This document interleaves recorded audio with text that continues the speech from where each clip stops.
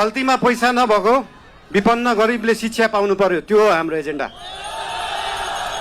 खल्तीमा पैसा नभएको विपन्न गरिबले स्वास्थ्य उपचार पाउनु पर्यो, त्यो हो हाम्रो एजेन्डा।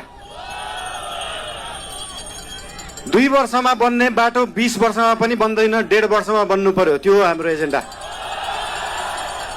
रुखमा बाँधेर हुन्छ कि बाटोमा सुताएर हुन्छ कि खोरमा जाकेर हुन्छ, बाटो बन्नु पर्यो।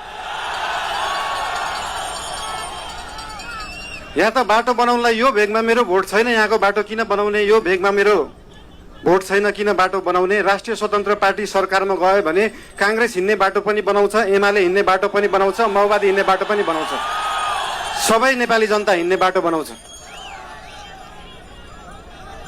मान्छेले देशलाई स्विजरल्यान्ड बनाउनु पर्छ भन्छन्। स्विजरल्यान्डको बाउ बढी मालिका यही छ, किन बनाउनु पर्यो स्विजरल्यान्ड?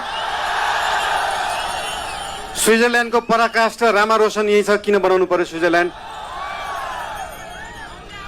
खप्तड नेशनल पार्क यही छ, किन बनाउनु पर्यो स्विजरल्यान्ड? हामी नेपालीहरू माल भएको चाल नपाएको मान्छेहरू पर्यौं।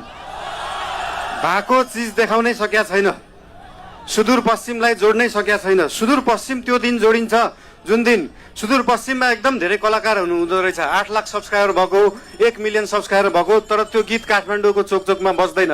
जुन दिन सुदूरपश्चिमको गीतहरू काठमाडौँको चोकचोकमा बज्छ अनि बल्ल जोडिन्छ सुदूरपश्चिम काठमाडौँसँग।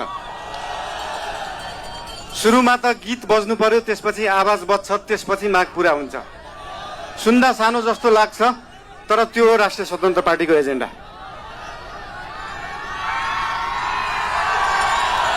सुदूरपश्चिमलाई सुनजिक पश्चिम बनाउनु पर्यो, राष्ट्रिय स्वतन्त्र पार्टीको त्यो हो एजेन्डा।